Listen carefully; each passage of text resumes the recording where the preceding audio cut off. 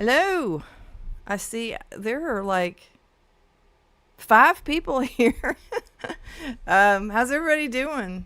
Happy New Year. I see So Blessed. Oh, look at this. Wait a minute. Let's see if I can do it. Finally got the chat up. Finally got the chat up. I have made such a jerk out of myself every time I've tried to do a live stream because the chat was like just wonky as all get out. Yay! I can see it. That's amazing. Oh my God. It took so much to actually make that happen. Because I'm using OBS. If I was using StreamYard, I kind of see why people... And let me know if the sound is okay. Hopefully I'm not too loud. If I'm too loud, I can... And Happy New Year to you. So blessed. 5623. But yeah, I don't want to blow your ears out. I might be blowing your ears out. It's possible.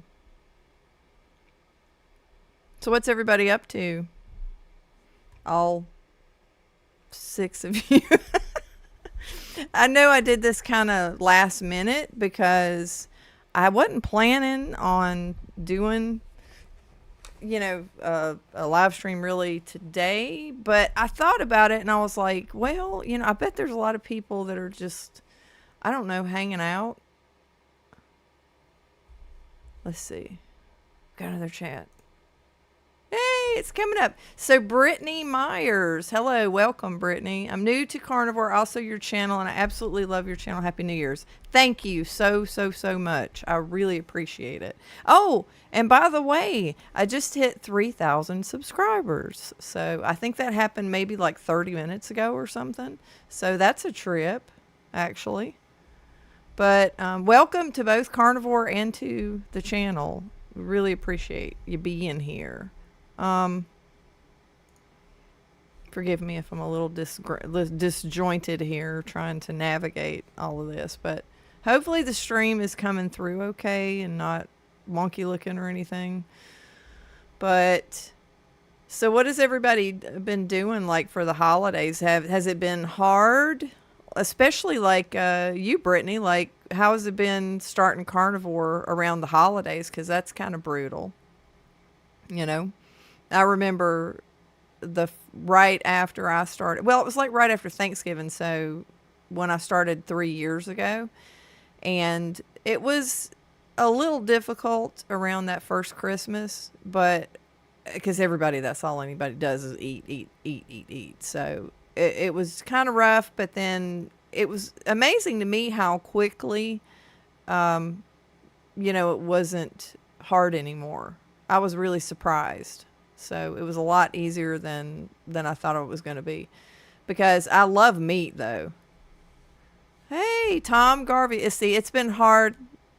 It's been hard, not going to lie. I cheated on Christmas. Hey, you're not the only one. I mean, there's tons of people out there who do. And a lot of times, I mean, it's not the end of the world, Tom Garvey's here. Happy New Year. Happy New Year to you, Tom Garvey. He's the keto cook. You got to go check his channel out if you haven't checked it out yet.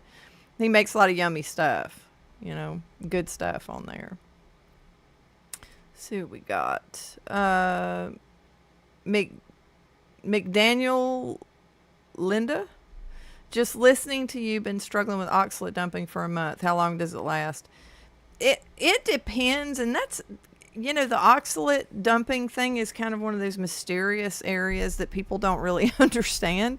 It's very weird how we can, if we are storing it for like 10 years and it takes that long to work itself out, and the way that our body detects that we stop, it's just bizarre. The whole mechanism is very bizarre. And I don't know, when you look at the people like Sally Norton does a lot with that, or she's like one of the experts. And I don't know that she understands it as well as she thinks. She's probably one of the best people to have a handle on it. But when I did it, now what I can tell you is what I had happen to me when I had it. I mean, it was miserable, and I had like days of just upset stomach and everything, and it was just out of the blue, out of nowhere. Definitely wasn't a virus. And I would say like 2-3 days. So, but I mean, a lot of times you can tell that's what it is. But yeah, I know that sucks. So I hope that resolves itself quickly, because I know how much it can suck. I thought it felt like I had the flu, but it was like only a couple of days, and it was just very weird. So, Patricia Mansour, 5185. Happy New Year. Happy New Year to you too. Thank you for being here. I really appreciate it. But oxalates and microbiomes, I mean, these are like the stranger thing. This is like the upside down of the nutrition space, because people don't really understand it completely. It's just very mysterious. Like, we get snippets and pieces of it, but there's a lot that is just something, only God knows. And a lot of people make it sound like they got it all figured out, but yeah, I don't think they do. So I know they don't in a lot of cases, but I would say, if you want to know about oxalates, Sally Norton is the closest thing to.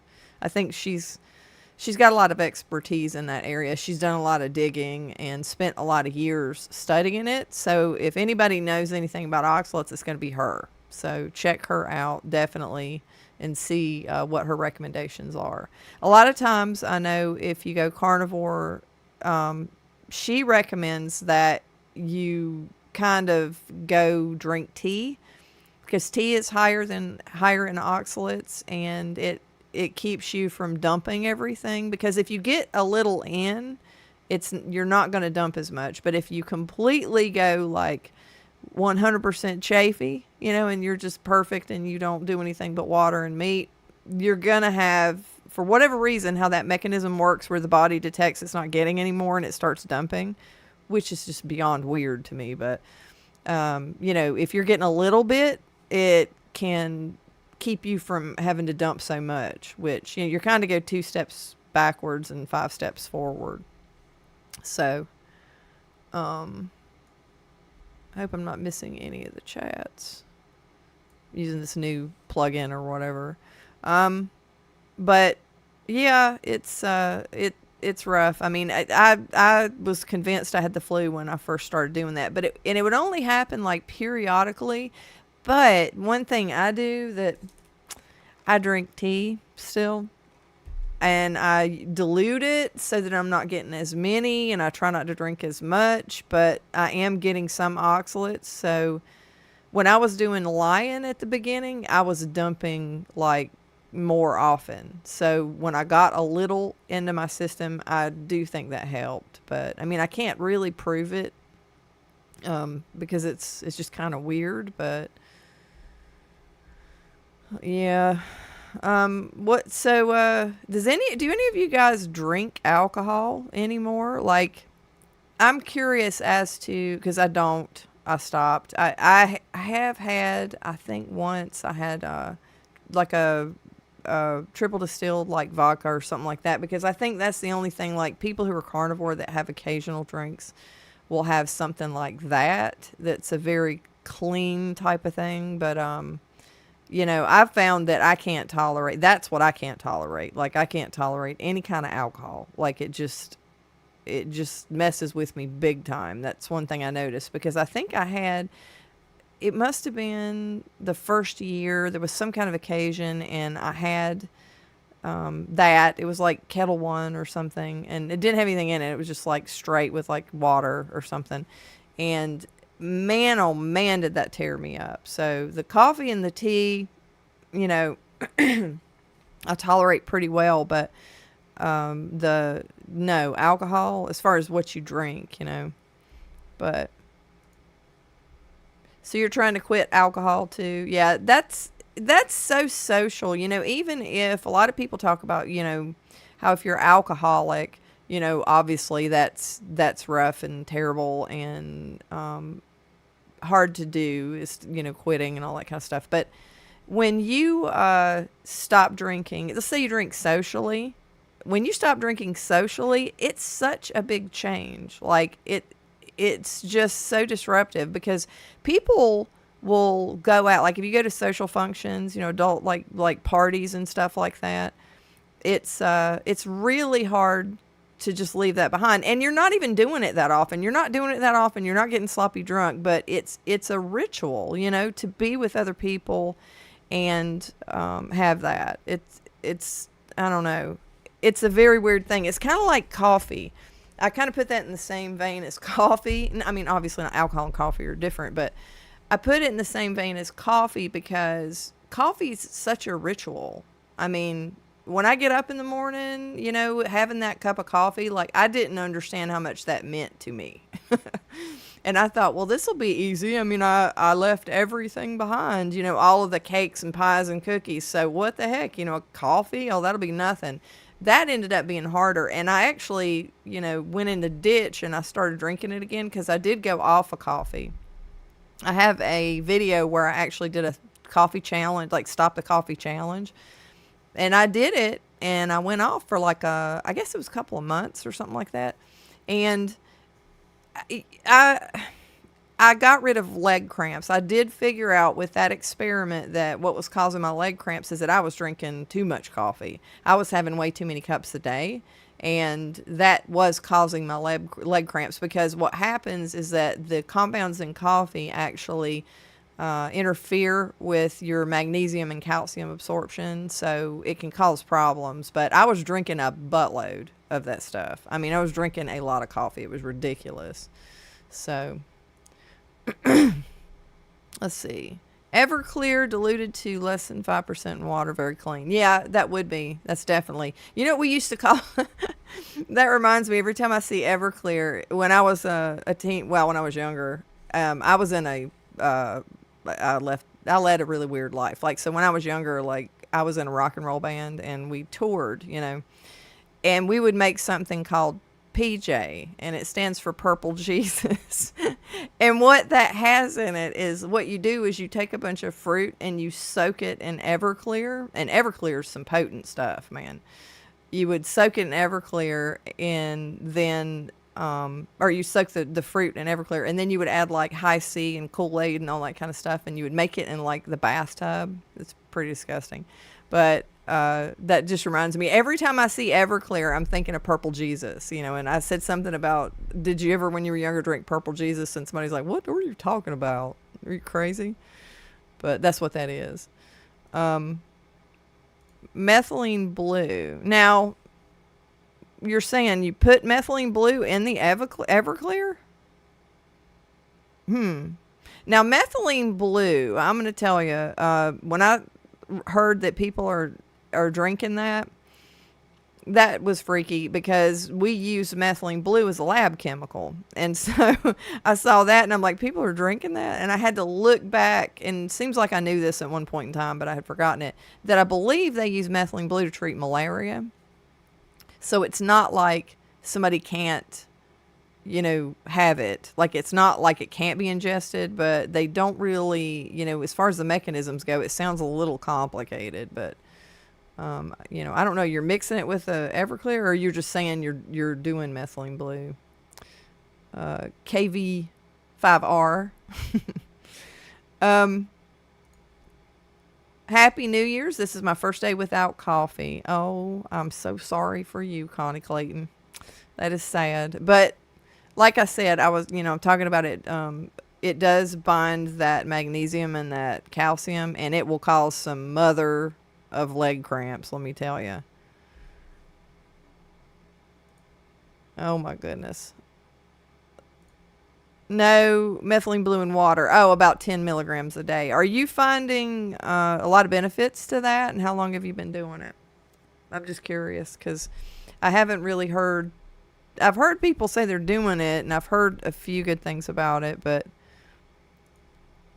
I'd be interested to see like what, and why did you do it in the first place? Like, what made you do it? Like, what made you think that you would need it? Because there's some kind of pathway that I got a video out where I did it was a reaction video to Paul Saladino, of all people, talking to Russell Brand. And I think Russell Brand was doing methylene blue, and he was talking about how it would potentially help certain people.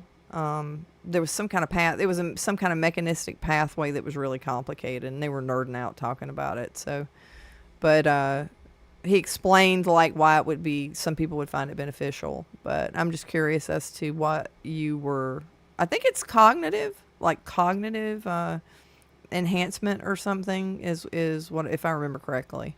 But yeah, we used to use it in the laboratory. So there's a lot of good studies on methylene blue low dose for mitochondrial support. Helps brain energy too. That's what I heard. So I think whatever the mechanism is, it has to do with the individual. Like in certain cases, like it's not necessarily an across the board thing from what I understand. But hey, if it helps. And they already, if you just randomly started drinking a lab chemical, it would be a little scary. But I know they do give people that for malaria. So I believe it is malaria. So it was used it's been ingested by people before. So it's not like somebody just came up with it. So that's good. Anything new in the pharmaceutical, or anything new in anything that you're going to put in your mouth kind of thing, I am very leery of. Like any medicines I would take, whenever I did have to take medicine, I had to look and see when they were actually put on the market. And if it hadn't have been a good 60 years, I wasn't going to eat it. Because, when you make, I was a medical technologist, obviously, first, and then I went back, got a chemistry degree, and I worked with the FDA and in the pharmaceutical industry for years and years and years, and worked my way up to, regulatory affairs and quality assurance director and manufacturing and all that kind of stuff. And a lot of what I did for a number of years is clinical trial materials, the drugs they do, for clinical trials or whatever. And it was absolutely horrifying, the new drugs that they made. So ANDAs and NDAs, which are, amended new drug applications and new drug applications, those are really horrifying what they're doing. I had to actually leave. It was so bad, I had to leave. And you're not talking about chump change when you're in that industry. I mean, you're talking about you're walking away from a good pile of money. But I mean, honestly, I couldn't part with my soul, and that's what I would have to do to stay in that industry. I literally would have to, you say sell your soul to Satan kind of thing. That's really what I would have to do.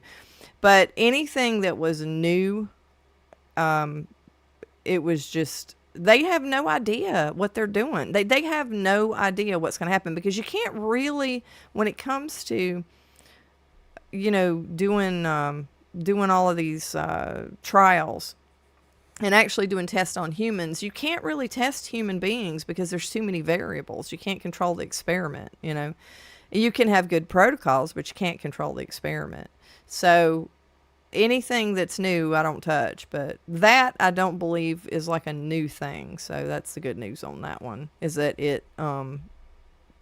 I believe they have been feeding it to people like to treat something for a while. So, but I mean, some stuff that, that I had taken didn't have to be super, it didn't have around that long, like 60 years, but a lot of them are. A lot of them were grass, which is generally recognized as safe. And grass, the way that they do that is just kind of crazy. Let's see. I have mitochondrial insufficiency over 30 years. We'll read studies and try anything once. Malaria treatment is high dose IV, completely different. Yeah, I know it's a different use, but like it's you're putting it into the human body. So I thought that they did treat some of that. I don't know. I'll have to look it up. I was reading something, because I don't think it's only malaria. I think there's something else they treat with that, but I can't remember off the top of my head. But like they've been putting it in humans, so it's not brand new. Somebody just didn't come up with it, which is good.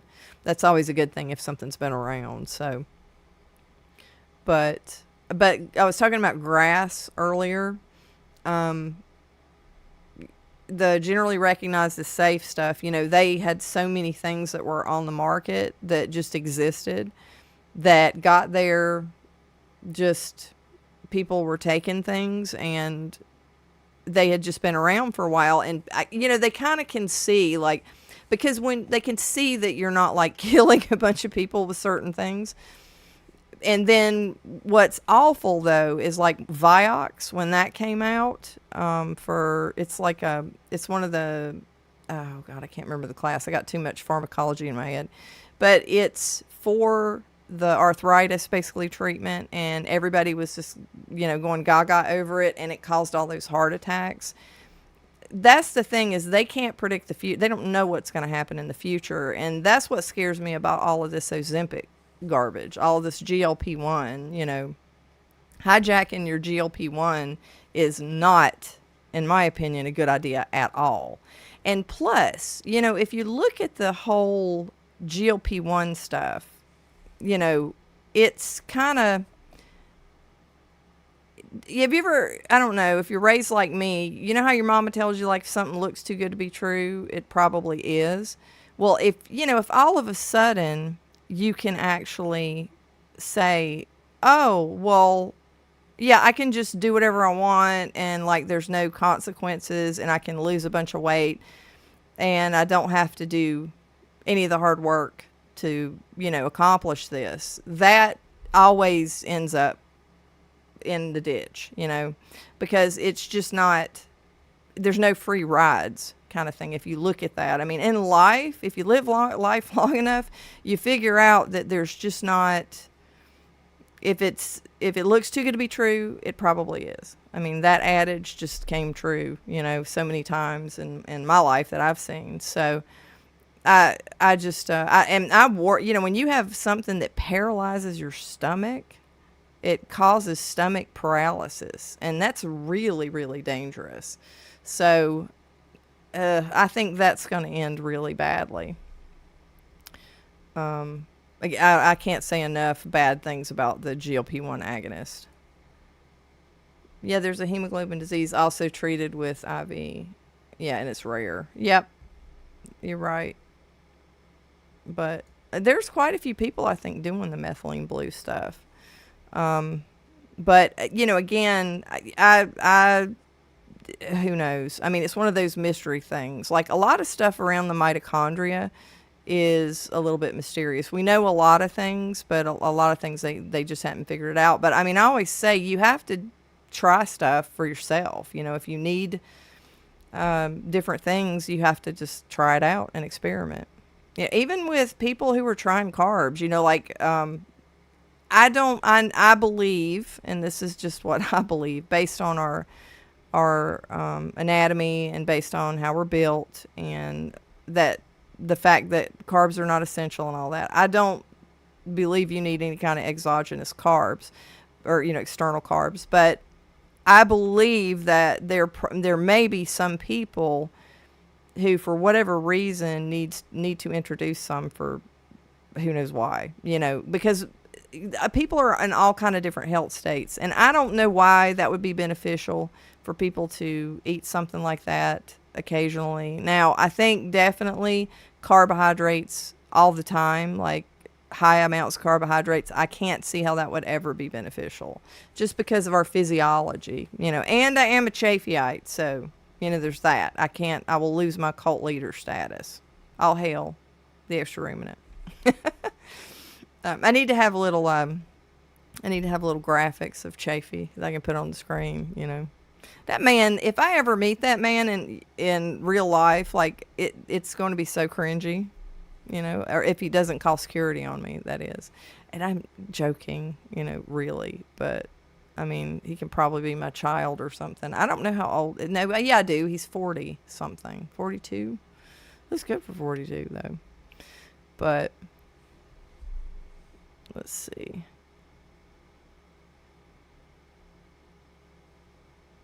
Anybody else cheat on Christmas? Let's see. There's a few natural options to promote like GLP-1. Is that what you're talking about? Without resorting to dangerous drugs. Yeah, you can. And again, like, I don't know. I think a lot of this, when it comes to those messing around with your GLP-1, which, I mean, natural options are obviously going to be better than those god-awful drugs.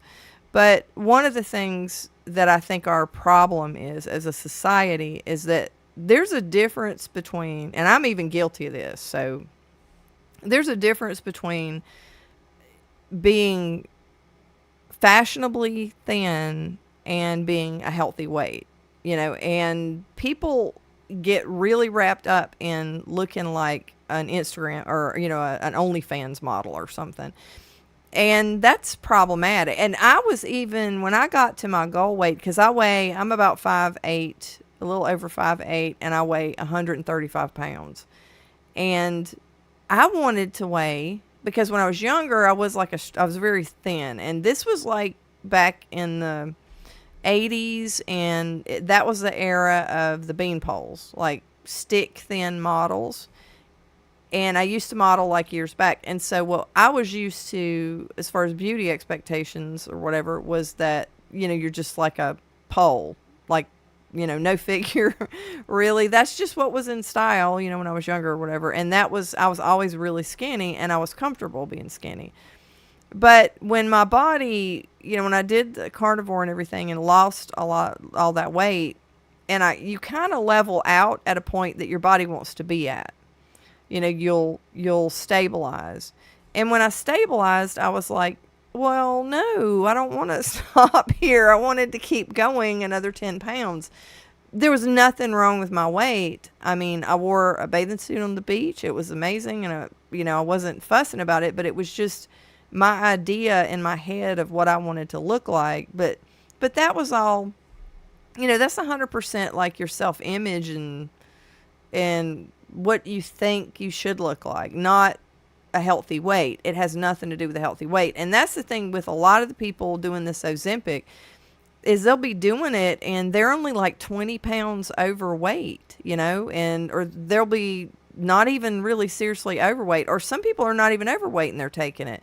And you're risking stomach paralysis for that, or pancreatic cancer, or what. There's so many things that is getting a bad rap for. But oh, hello, Carnivore Muscle. Speaking of beefy guys, hello, how are you doing on this fine New Year's Day? What time is it where you're at now? You're in the UK, I think, right? Somewhere over there, over across the pond. Because I just did this for Eastern time here, because that's where I'm at. But I'm never good at keeping up with time zones. I'm always like missing meetings and stuff when it comes to different time zones. We have people at my work where we have clients that are in Arizona, and I never can keep up with whether they're behind or above. GLP-1s are great. The prescribers just don't advise people correctly. I think I'm going to have to say what I've read of the actual drugs themselves. I'm not saying that they can't be used for diabetes correctly. And you're talking about a much lower dose, I believe. I can't remember which one has a lower dose, but it's a different dose. And the drugs themselves, the hijacking of all of that systems to actually just lose weight, I think is what the bigger problem is with that. Well, that and the stomach paralysis and all the other side effects. But, and it's 3 a.m. in England. 3 a.m. in England. Well, you're up in the middle of the night. Could you not sleep? Or have you been to a party? There's, I remember back when I was a teenager, I would 3 o'clock was nothing. Like, we would stay out till like 5. I don't, that's horrible though, to do that to yourself. Talking about something that's bad for your body is when you stay up so late or stay up all night and don't get enough sleep. Like if you're sleep deprived for days and days. I did that not long ago, and my blood pressure went up. And my blood pressure doesn't ever go up. But my blood pressure randomly just went up, and I was basically exhausted because I was working, till late in the night, and then I work a day job, and I just kept doing it and doing it and doing it and doing it. But 9:30 in Louisiana. Okay, so you're an hour behind. Okay. That's cool. Oh, that's right. I remember you talking about that, not sleeping much because of the pain. That sucks. I'm sorry to hear that. I know it's the worst when you can't freaking sleep. You know, my daughter has had a lot of trouble with sleeping, not being able to sleep, and it's driving her crazy. I have been preaching carnivore to so many people now, and I can confidently from listening to a lot of the info you talk about. Well, thank you. I'm glad it's helpful. You know, when the reason I did this channel is because essentially I can't shut up. Like, I can't shut up. And everybody was like wanting me to shut up. So I had to be able to talk about this because it was so amazing and I got rid of so many medical conditions. And I keep seeing everybody at work, they're so sick and they have so many problems and there's so many people that are overweight. And I was just like, I wanted to help them. So I don't know, I wouldn't stop yapping about it. And they were ready to just throw me in a closet and lock me up. But I'm glad that it's helpful. Connie Clayton, I'll be doing good if I stay up till midnight. I'm too old for all that. Yeah, I'm not able to stay up as late as I used to. But I'm kind of a night owl. Now that I'm carnivore, I have so much energy that I'm able to do it. So you shouldn't do it, and it will make you sick if you do it. Like, even if you have energy, because it'll catch up to you. So you're doing the right thing if you go to bed on time. Is all I'll say to that for sure. So that's not that you're old, it's just that you're more responsible now. Happy New Year, Hannah Rosa. I hope you're having a lovely new year. Let's see, same LOL. And I'm in barber, so they have no choice but to listen when they cut their hair. Yeah, they just have to suck it up because you've got the scissors, right? It's like, don't cross me, lady. So that's cool. Yeah, and people just want you to hush, you know.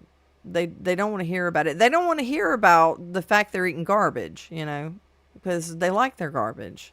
They enjoy it. Simcast. Happy New Year. Simcast. Some of these names, if I'm saying them wrong, or the handles or whatever, I apologize. Happy New Year to you, too. And thank you for coming on to watch. We don't have tons of people. It's like 16 people, but it's kind of nice. I mean, I wasn't going to do any, you know, most of us is like, what are we doing? You know what I mean? Like, we're not going out to drink champagne and dance all night. So I don't know, you know, I don't even think it's fashionable to do that as much anymore as it was like when I was younger. That was the thing, you know, is going to party pretty much the entire month of December and into January or whatever. It was just an excuse to like party. The holidays are essentially an excuse to party and an excuse to eat. You know, most of the things that we do, at least in America, particularly. Now, I can't speak Carnivore Muscle. I can't speak for you guys over there on the island, but over here, you know, it seems like everything is turned into an excuse to eat and eat a lot, and an excuse to maybe drink or whatever, overconsume. So my New Year's resolution is to not be at home next New Year's Eve. Yeah, I mean, that's true. We should be doing things, but I mean, it's just hard though in society because you want to be social and do more, and you need to do, like, you do need to be around people. There's actually studies where you need to socialize, or I don't know, you're not as healthy kind of thing. So that's a thing. There's something to that. It's just like you got to be outside. And as somebody that's in front of a computer a lot, like, I need to do better with that. You know, I need to get outside and feel grass and stuff. But you also need to be around people and be more social. It's just hard because when you're carnivore, like, everybody just eats. Everything's about eating. So you're not going to do that. So you just kind of have to go watch people eat and socialize that way. And then they're looking at you and they're like, what? You know, you make them feel guilty a lot of times because they're just going to continue to eat their junk, and you're watching them eat their junk, you know, and it's, I don't know, it's a little bit uncomfortable sometimes, or it has been for me.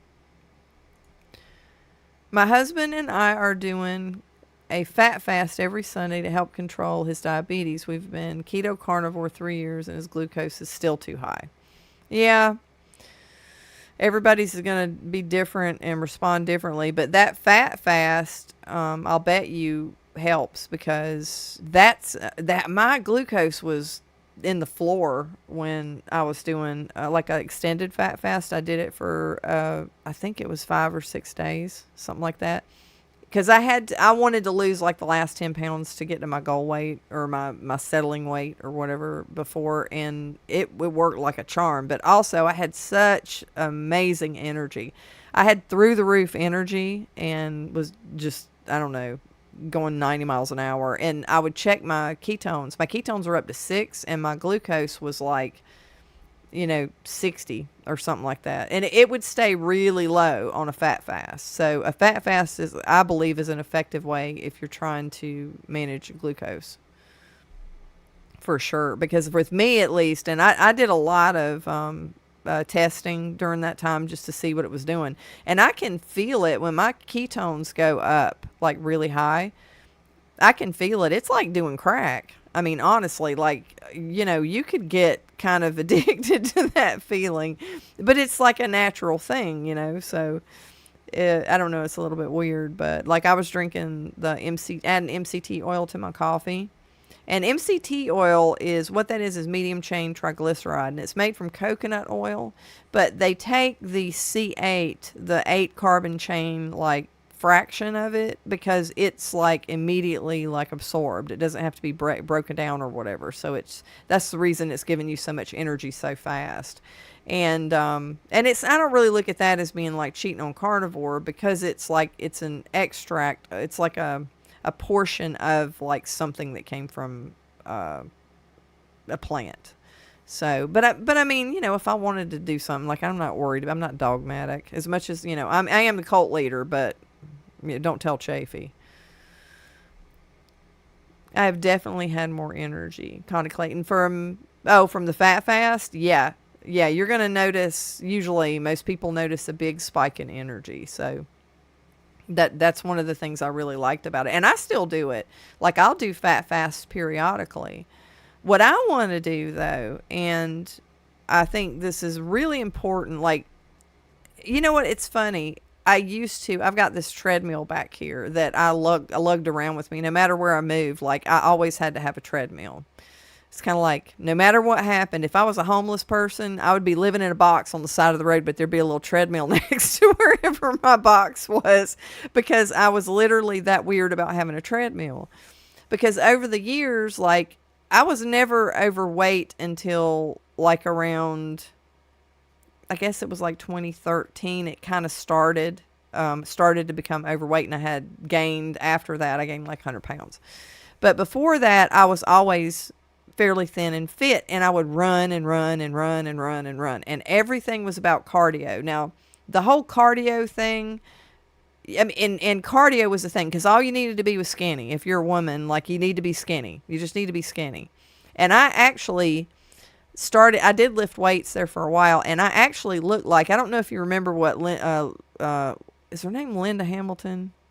I think that's her name. The chick from Terminator.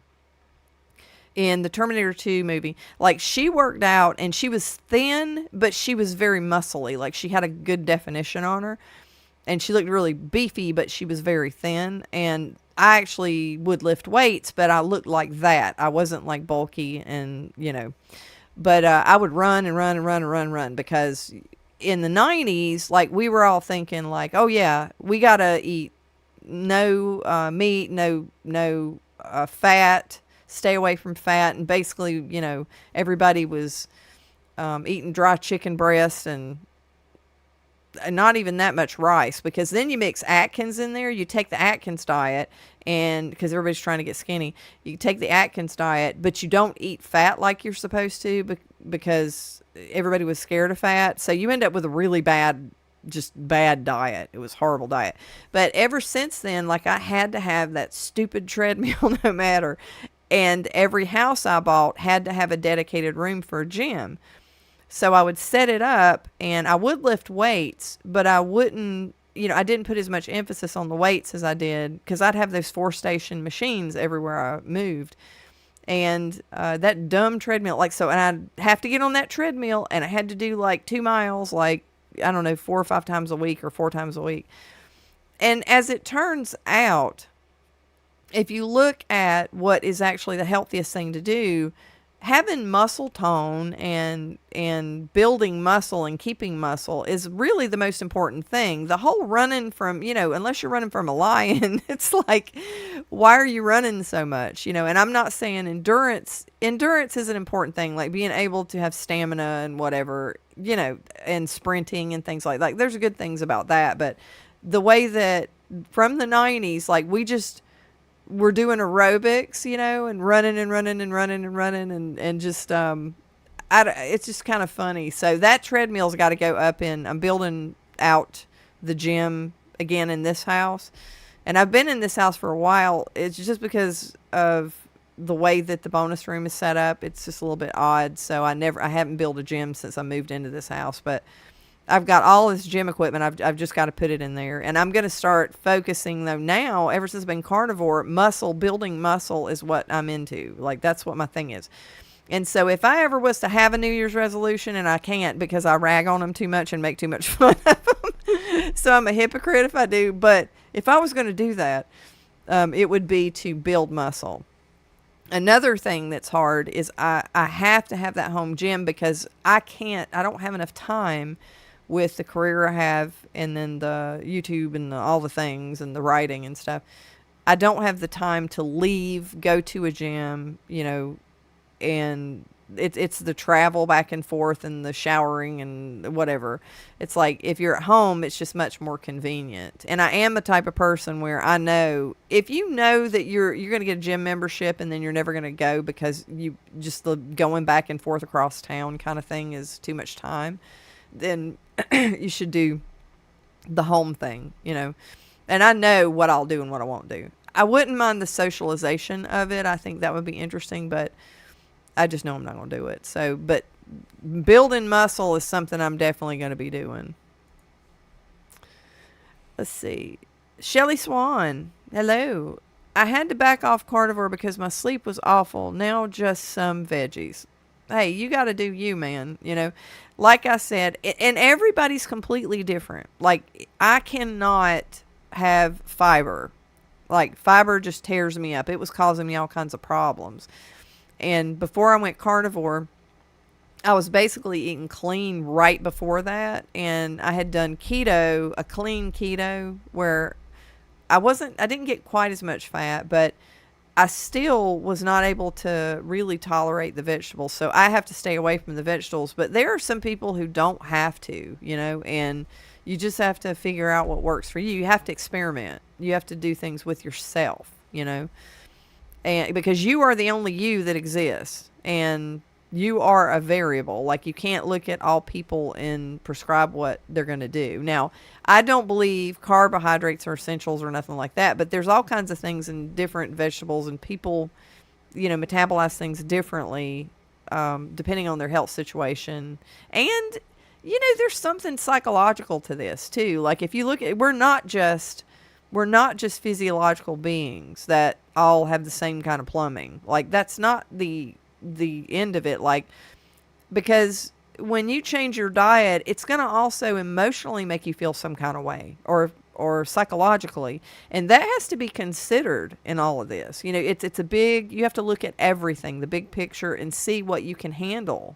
Because there's a lot of people who they just can't part from vegetables. And that's just them. That's just what they prefer. It's what they're comfortable. But they might minimize. They might just eat very little vegetables, or vegetables that they'll figure out which ones don't bother them. And I think that, with carnivore, as long as you're getting the meat and the fat and the things that we were avoiding so long that did make us sick because we were avoiding those things, if you're getting all the healthy stuff, the healthy benefits, and you're eating more meat and if you eat a few vegetables, you're way better off. You have to look at, like I say, you have to look at where you've been to know where you're going. You've got to see, okay, I used to be like this and now I'm like this, 2 steps back, 3 steps forward, that kind of thing. Simcast. I had to add in Oreos into my diet for health reasons. Now, I hadn't heard that before, but now, except for Nick Norwitz, now he was adding Oreos in to do an experiment on himself, but not for health. Been carnivore 7 months. Haven't lost any weight. BP's still high on 4 meds. Glucose still high. Triglycerides went way down. Need to do intermittent fasting and exercise, but bad mitochondria, CFS, low energy. Yeah, I've heard of people taking longer than that to benefit from carnivore, but I don't have any stats on it. I don't really, you know what I mean? It's like when you're looking at, we need a lot of better data for like people on carnivore, like survey kind of thing, where maybe, and somebody that could, you could crunch some serious data from like Dave Mack's channel with people describing, as long as they're describing it accurately enough, like you could actually do a data analysis on all of his interviews and figure out, you could kind of get a frequency of how many people it took, the amount of time it took for them to see benefits and all that kind of stuff. That would be really interesting, because I know that's not unheard of. If you start out and you have a lot of medical issues, it can take you a while to actually see the benefits of carnivore. So I do know that's a thing. But yeah, the triglycerides going way down, that's a good sign, because that's one of the things that you want to see for sure. But yeah, and I'm with you on the exercise. I need to move more. Which I do move a decent amount. Like I'm moving all day, but not in a way where I need to challenge myself. Like I need to build muscle. So I'm not gonna be a hypocrite, but if I did have a New Year's resolution, it would be to get that gym built out up there. I don't even like them, but it's like the liver of the cookie world. That's funny. I had never heard that. Oreos. Oh man, I used to love Oreo cookies. I would always open it. I'm not a psychopath. I'm not going to eat Oreo without opening it, right? Like, who eats an Oreo, just bites into an Oreo? I don't know. Who are those people? Where did they come from? Or rather, where did we come from? The people that are opening the Oreos, and eating them that way? Like, what is that? Why would you mangle your cookie? It's a perfectly good sandwich cookie. Like, why would we do that? But it's so funny. I've seen kids, like, never had an Oreo in their life, and first thing they do is take it apart, But my granddaughter is recently, I get so upset when that child eats sugar, I swear. Because I remember when my kids were little, and I fed those kids sugar. I was fed them sugar. I didn't know any better. Honestly, when you would think as a chemist and somebody that made pharmaceuticals and worked in food industry and knew about all this corruption, then I would have more sense than that. Because I remember looking at something and looking at all the chemicals on it and going, oh my God, there's no way this is okay. It's just not, because I know what all this crap is in this food, and I can't believe that I didn't, wake up and, stop drinking the Kool-Aid.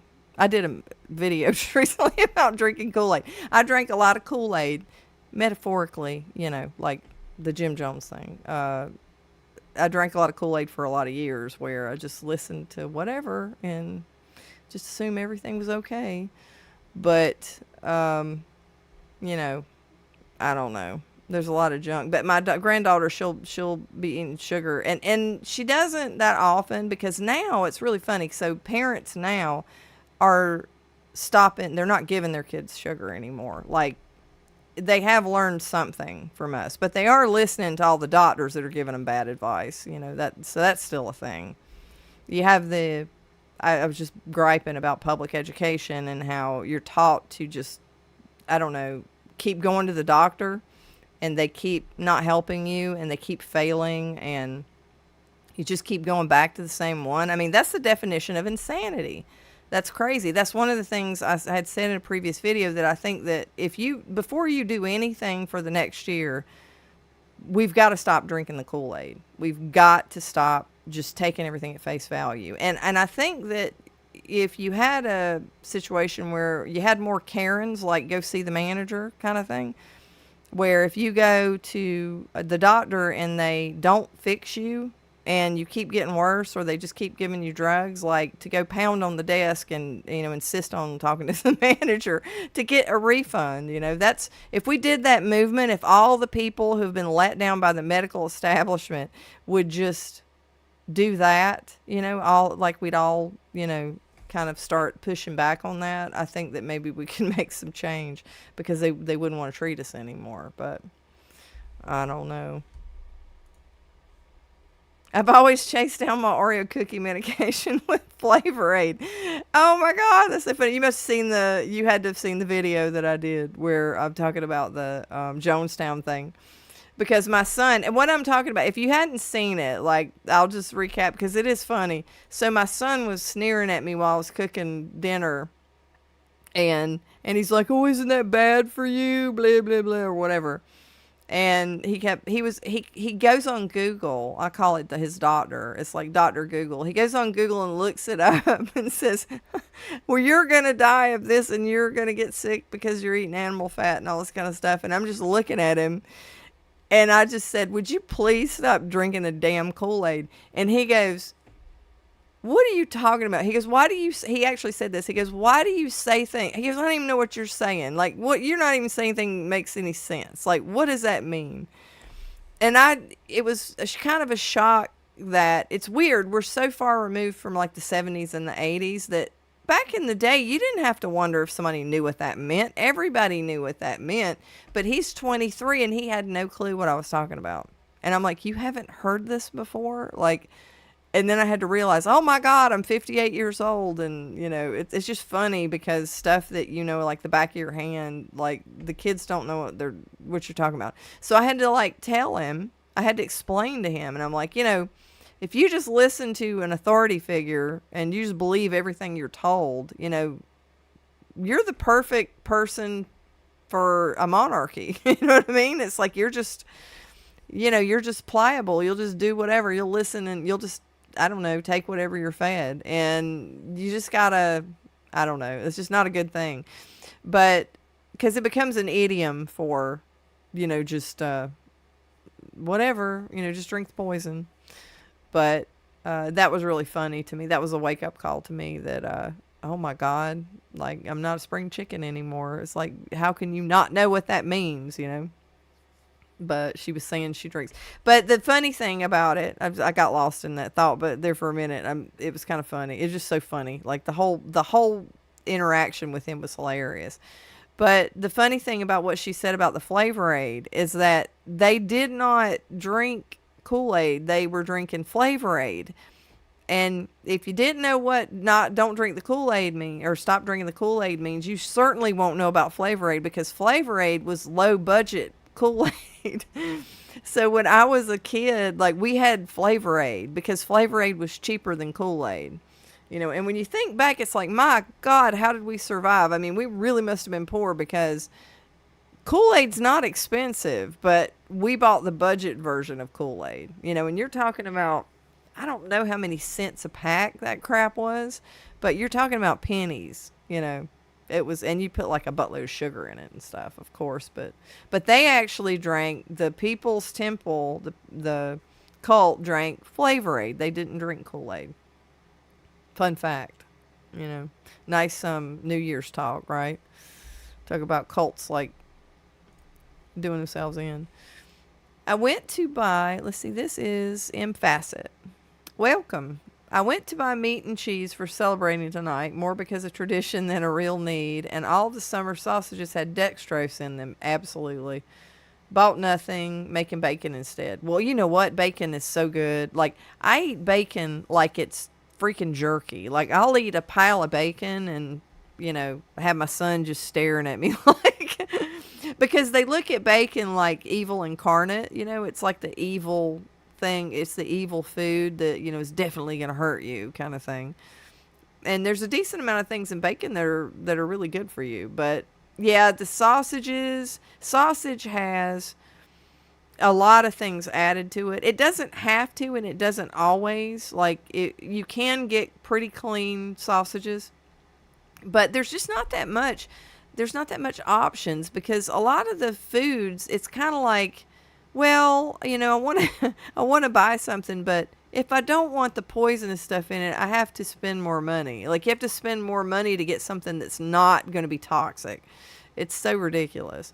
And then a lot of the stuff in there, if you look at the sugars, they'll put some sugar in there. If you want to eat sausage every now and then, as long as you're not super sensitive and it doesn't bother you, if a lot of the amount of stuff they put in there is negligible. So it's kind of like, how people got really freaked out over LMNT when they found out it had maltodextrin in it. But maltodextrin is used as a carrier in the manufacturing process, and it's a negligible amount that they added. So when you look at the landscape of things, and you're looking at additives in food, and I like to stay away. I'm with you. Like, I like to stay away from I just eat whole meats and not really mess with anything that has stuff in it. But if you have like a small amount of some of these additives, like most people, it's not going to bother. And as long as you're not eating it all the time, like if you wanted to actually eat it once in a while, I don't think there's enough in there really to bother most people. Now, that doesn't mean, now you might be super sensitive is the thing. Like, there's some people who are super sensitive to even small amounts of those additives. But I've done okay eating sausage, like, because I buy this, I forgot the name of the brand, but it's frozen and they're in little patties.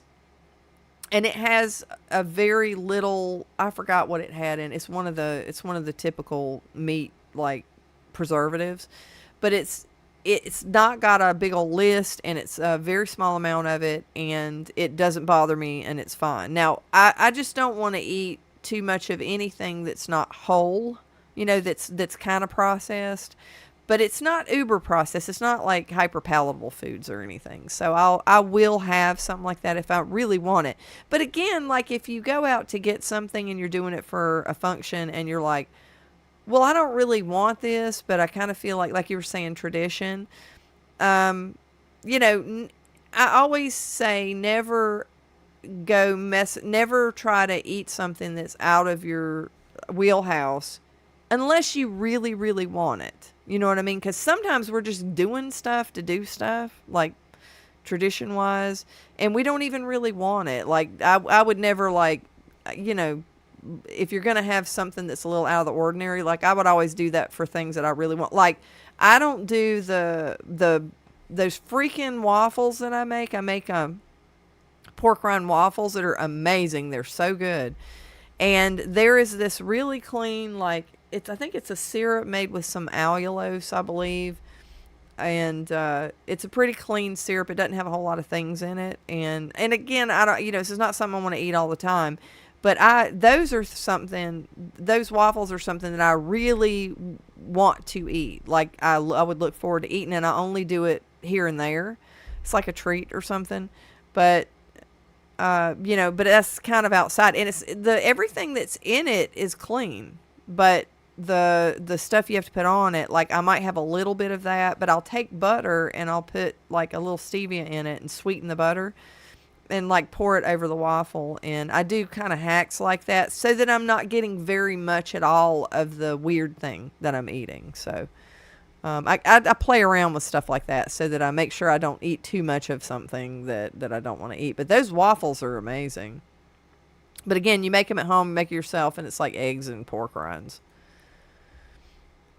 Simcast. Yeah, I was thinking that too. You could buy a packet of the Flavor Aid for 15 cents, or you could splurge and go get a packet of Kool-Aid for 25 cents. Yeah, that sounds about right. The freaking Flavor Aid in the 70s.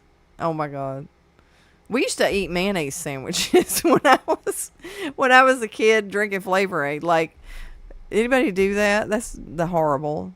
And not because like we didn't have, this was because we would want something between dinner and like we wouldn't have anything to make sandwiches out of or something, and we would actually make mayonnaise sandwich. I'm like, why would you make a mayonnaise sandwich instead of a peanut butter sandwich or something? Because we always had like peanut butter. I don't know. We were weird kids. I'm sure if there I'm sure there wasn't that much, and it probably wouldn't bother me, but I don't want to end up back where I started. 11 months ago, and I suspect the sausages are a slippery slope. Yeah, they can be for some people. The only reason I'll eat them periodically is because I get a fairly clean version, and I'll only eat the clean one, and then it's really just kind of for variety. But I'm not like that's not something that's going to trigger my food addiction. I'm not going to want to keep eating sausage and eating sausage and eating sausage. So it's safe for me. But that is important because if it's something that you love too much or you think that it's going to make you keep going back, people don't understand how important that is because you do have to stay away. And it depends on what your weakness is, but you got to stay away from those foods that are bingeable. And there's so many people that don't understand that, and they're like, well, why don't you just moderate? Stuff in moderation. But if you've never had a food addiction, that's the kind of stuff that goes up your butt like a rocket when they say it. Is like, why don't you just moderate? It's like, well, if I could just moderate, I wouldn't have had the problem in the first place, But potted meat sandwiches or potato chip sandwiches. Yep. And now my daughter-in-law, she has to, when she eats a sandwich, she has to put potato chips on her sandwich to eat sandwiches. Still to this day, because she said she can't stand it to be soft or something. She has consistency issues. And at potted meat, I remember we used to eat potted meat and Vienna sausages. Those are unnatural. Those just look gross. Like, the inside, when you look at a Vienna sausage, when you you just break it open, like that's not, and just when they're whole, they just look wrong on so many levels. Like, ugh. But I used to eat it. I used to eat the Vienna sausages, and I used to eat the potted meat and stuff. But it's like, ugh. But did anybody see? I think we were talking about sausage earlier. Did Dr. Barry do a video about sausage being evil or something? Because I was looking at my feed or something, and I was in a hurry. I was working, and I saw something. I swear it said something like sausages were freaking evil. I have to look that up real quick because it just reminded me. Yep, I ate Yep, Connie Clayton. I made mayonnaise and banana sandwiches. You're absolutely right. We would do banana and peanut butter sandwiches sometimes too. I was a banana mayonnaise person, not a peanut butter banana person, but which sounds better actually. So I don't know. All that soy we were eating. Let me see. I'm just curious if I'm crazy or if he actually did. Because I didn't think he was. You know how he tells people he's like, well, if you can only afford like hot dogs and things like that and bologna, like you're still in better shape. Maybe I'm crazy. I don't see it. Maybe I thought that would be odd if he did that. No, I don't see anything about that. I must have just been nuts. But because he's right. Like when you're talking about like processed things, if you're going from standard American diet, and this is another thing, like what you were talking about, MFAS, that you were talking about, how a slippery slope with sausage, like you can't mess around with it or whatever. And that's true because he was talking about when people are standard American diet and they're eating all the garbage and everything. If they want to go carnivore, if they do just like start eating hot dogs and bologna and stuff, they will be better off, because you have to look at what you're doing each, like when you go to a new way of eating, like, are you doing better than you were before? And that is definitely better, that kind of thing. So if you're already, doing carnivore and stuff, and you're getting good results or whatever, yeah, you don't want to chance it. You don't want to play around, and you know what you can handle and what you can't. So that's half of the battle, honestly, is realizing that, because you can make some adjustments and they cause you a lot of problems if you don't know yourself and what your limitations are. But okay, no, he didn't see that. He was talking about seasonings and condiments and stuff like that. But you know what really sucks is like what sucks is the all the soy in everything. Soy is like, just, I don't know, a fate worse than death kind of thing. It's horrible. The soy is like an estrogen mimicker, and like, kids are growing, dudes, little boys are growing boobs and stuff. I mean, literally, there's so many estrogen mimickers that are in the mainstream, that, I mean, these little boys are like getting breasts and stuff. I mean, there's a lot of weird stuff going on with the younger generation, because all this stuff's been put in the water. Yeah, he said that better than Sat. Yeah, because you're improving, and that's the thing with anybody that does any of these diets. Are trying to improve themselves. Is like, if you keep going in the right direction, then you're going in the right direction. You can't try to be perfect, because anytime you try to be perfect, because there's only one perfect person, and it's Dr. Chafee. I'll hail to him the extra room in it. So he's perfect, but if everybody else tries to be perfect, you're not going to be able to meet the standard. Oh my God, Rick Perez. Yeah. I want to see those panda massage ribeyes. Oh God, if I could do, what I really want to do? I want to actually do an animated thing of pandas, like little cartoon pandas, like massaging ribeyes. I think that would be so funny, and have like Dr. Chafee like chase them off or something. I wish I was better at the animation stuff. Oh, that's so funny. I know, it cracks me up with the panda massaged. In facet, my worry that on that slippery slope is about snacking. I cut cheese a couple of months ago, and now it's beef and bacon for the most part. Oh, man, I don't want to end up snacking. Yeah, that's a problem, because you know what I'll do? And I've been carnivore for 3 years, and I'll still be this dumb. On occasion, I don't do it very often, because like I said, it fixed my food addiction stuff. But even with meat only, or, mainly animal products or whatever, I make this soup where it's got like, it's beef and a ground beef. It's got cream cheese in it. It's like crack soup. It's like crack chicken soup, but it's crack, I don't know, burger soup or whatever. But it's got cream cheese. It's got the beef. I put a little bit of onion powder, because I can tolerate some spices. I don't eat a lot of spices, but pretty much the only thing I'll eat is a little bit of onion powder. It's got heavy cream in it, because I do dairy, and it'll have some like a clean cheddar cheese, like a sharp. And I mean, basically it's like a cheesy creamy soup, and it's meat. And if I start eating that, I can abuse that. If I don't, there's certain things that especially if it's got some cheese in it.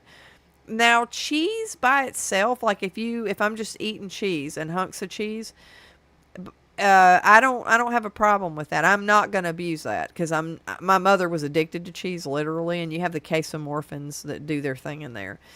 But and she was addicted to cheese, but I'm not addicted to cheese at all. But when you put it with heavy cream, and you put it with like the cream cheese, and it's that rich like mixture, I literally will eat, and I'll eat once a day. So I eat a decent sized bowl, because I mean, I need nutrition or whatever, because I'm only eating once a day. But I will go back and get another bowl of that crap. And honestly, it's so heavy. It's like I have no business eating more of that. But I love it so much. So I do the same thing. It's just excess. You just want to, or I enjoy eating it so much and I really do like it that I don't know, I'll get another bowl and I'll feel like I'm going to just throw up all over the place because that stuff is so rich. But occasionally I will do things like that. So it depends on the food. It does. And that's why you're doing the right thing if you're just kind of staying away from things that tempt you. Which I don't, with this soup, like I still make it because it's not something I do very often, but I will mess up and I'll eat too much of it. But I need to just stick to the panda massaged ribeyes. My favorite thing with, I think probably everybody loves Dr. Berry, but one of my favorite phrases of his is puddle water. Because we were talking about how he was talking about, the microbiome and it wasn't microbiome. He was talking about electrolytes, or why is it, if you look at people not having or having their electrolytes out of balance or whatever. And it's like, well, we used to get we didn't drink all of these purified waters. We would have puddle water. Like back in the ancestors, back in the day, like would drink puddle water and stuff. So I always think of that when people are talking about the microbiome or electrolytes or whatever. I'm like, well, we just need some puddle water. And he's right, actually. I mean, there's all this talk about the microbiome that, that's a thing. Like, honestly, us being so sanitized, that's not a good thing. Necessarily. I mean, it's good that we don't have disease, but if you look at like in nature, like in the natural world, okay, like everybody living off the land and that kind of thing. When you think of disease and you think of virology or, viruses that are bad and pathogens and things like that and infectious disease, one of the things that is interesting to think about is that you didn't have, like, when people lived off the land and they're in nature, that's not the environment that you're going to have, like, rampant infection. Where you're going to have rampant infection when people started crowding into cities and you've got environments like that, that's when infection is going to, you're going to have problems with different types of things and you need more sanitary conditions. Not in the wild. I mean, that's not that's not like an unhealthy environment. But when you like cram everybody into these buildings and concrete jungles and things like that's where you have humans, transmitting a lot of disease and things like that. But it's just interesting. But the sanitary stuff, like killing off all of our normal flora and all that kind of stuff is really, really, really something that humans are not meant to be. We're not meant to be completely sanitized. And COVID actually encouraged a lot of that, like we're actually depleting a lot of our normal flora that's even on our skin, because we have normal flora that lives on our skin too, that we need it all over. I mean, if you don't have it, it makes you sick kind of thing. But, as far as you're pooping, all that kind of stuff, and I'm like still laughing. Oh my God, my chat just disappeared. I'm still laughing at the Sean O'Mara thing. Like, did you guys catch him talking about sexual things when he's going to the bathroom? I don't know if you guys watched that or not, but people are like, oh my God, what are you talking about? He was talking about people, the poop chart, and this was on like Carrie Mann's video or whatever. But I'm sorry, my chat. I'm messing with my chat here. But, yeah, I don't know. That was pretty funny. There's not been as much drama lately in the carnivore space. At least I don't know about it if there has been. Has anybody heard of anything going on? I mean, outside of Carrie Mann drinking kraut juice and making yogurt. which that's not really big news, honestly. Like, I don't know. That thumbnail made it sound like it was going to be like a massive deal, but not so much. We have 21 people here now.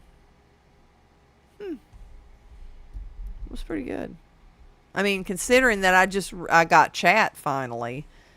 I had the biggest problem like trying to get overlays set up, but I'm using OBS. Like when I stream with Dave, he uses StreamYard and it's coming from his account basically. Like he's the host, and I could not for the life of me figure out how to work out this chat in OBS, which is a different deal.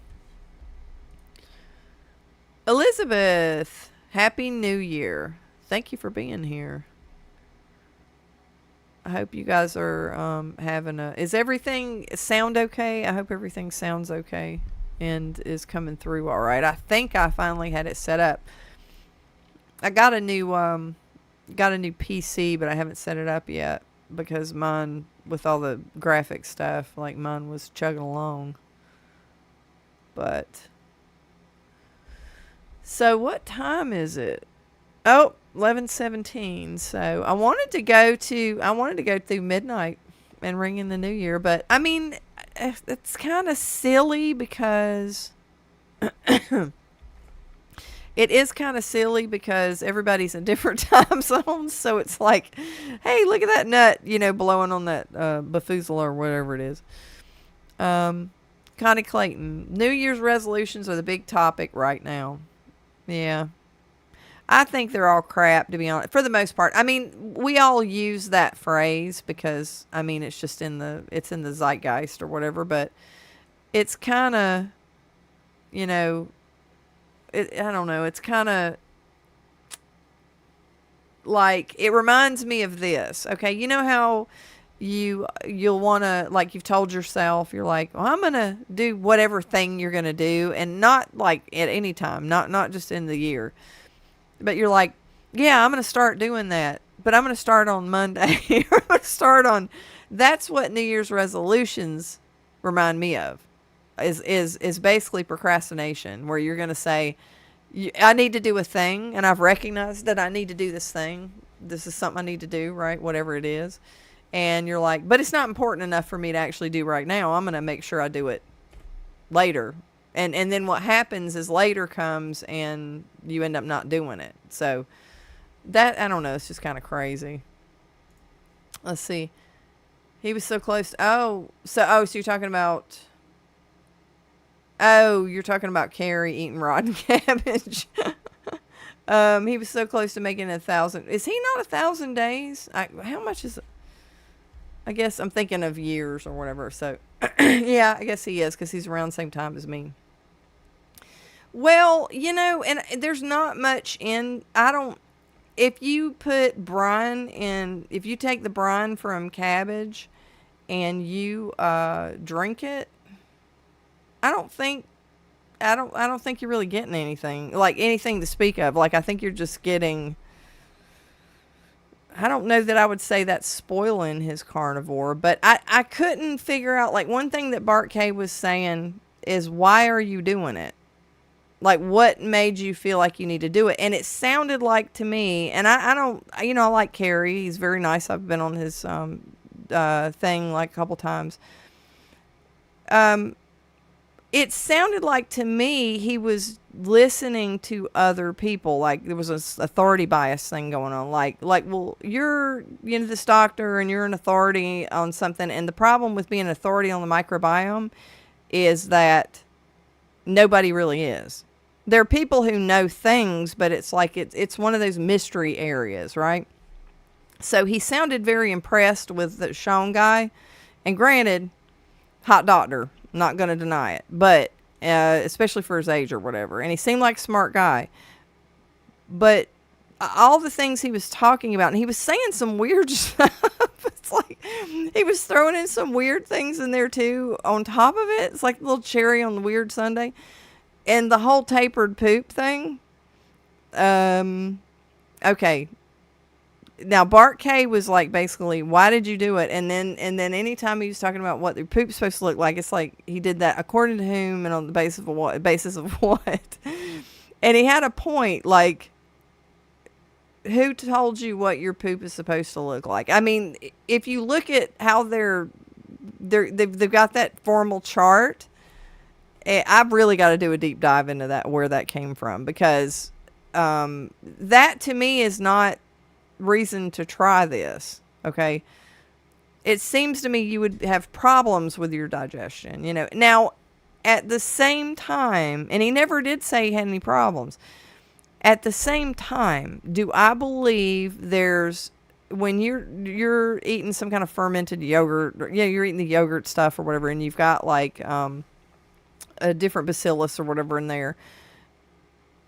Nobody knows what's going on in their microbiome. So the thing is it possible that you could have fermented yogurt, or you could have that kraut juice, which the kraut juice has the microbes in it or whatever, and that you could help to supplement your microbiome. Yeah, that's possible. I mean, the only way you're going to know, because every single person's completely different when it comes to microbiome. So you wouldn't know unless you tried it. So if he would have approached it, I guess, if he would have described it and said, hey, this sounds scientifically plausible to me. It sounds like it might be a thing. And I'm just curious. I want to see what happens. And so if he did it to see what happens, which he kind of did, but it was like, it sounded like he was really impressed with what that Sean guy was talking about. And then there was another lady on there who said that she was like a microbiome expert. And again, I'm like, oh, I don't know. The way that it was portrayed was a little weird, but I mean, I'm not ragging on him or anything, but because I think that, trying things is trying things, but I'm not worried about my poop not being tapered. Not really. So I don't think that's a thing. But then he was talking about how fast you were supposed to poop and all that kind of stuff. And it was just a odd conversation.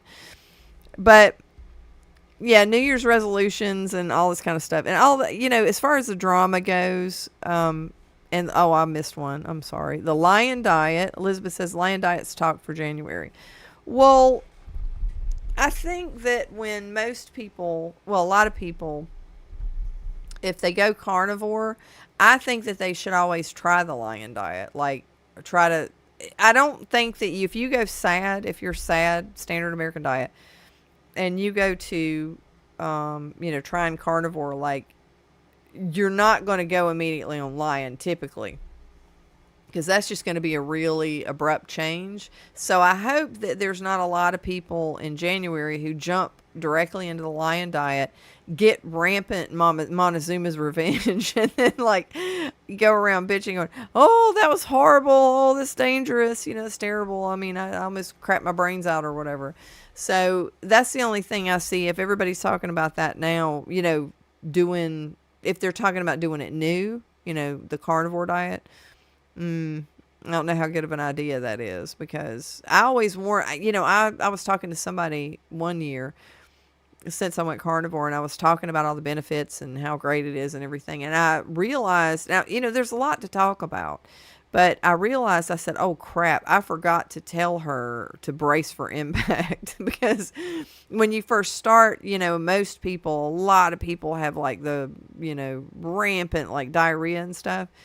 And if you're not warned about that, like you could end up, wanting to go punch whoever told you to do it in the face, and and it is definitely a thing. But lion diet is such an abrupt change, I think it's way easier if you're already in keto, if you're already doing keto, and if you're doing clean keto, and you go to like lion, like that's not that big of a deal. But if you're just standard American and you try to go lion diet, yeah, good luck on that.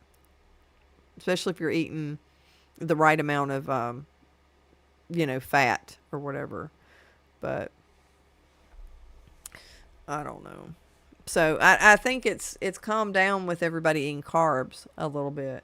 all the people that were just all of a sudden like, I need to eat carbs, which I still don't understand that for the most part. But again, like, I think that the people who they try things, and if they're being honest about what they're saying, you know, I don't know. And I think that if some people, it's possible who were doing that, just don't want to just limit what they eat to meat. They just don't want to, and they want to be able to eat other things. And if that's the case, you should just be able to say it. Like, I don't know if they're trying to justify what they're doing or the change that they're making. And I don't know if they're just, I don't know if they're just not wanting to admit it, that they just really don't like life without other foods. But I think that's possible. But it might be that they just don't want to admit that. Let's see. Wouldn't the router I carry was talking about, if it didn't exist because you wiped it out, be repopulated by the yogurt, so you'd only need to maybe eat it a few times and then it would just well, and again, that goes back to the mystery of the microbiome. Like, I always say, and I didn't look into this. Now, this is something I really should have looked at, but I did not. And I meant to do it because I made a note for myself to look at this particular strain. Because there was something that doctor said. He was talking about chewing the food and the bad bacteria with the food, and you're creating pathogenic bacteria. Did anybody else hear that?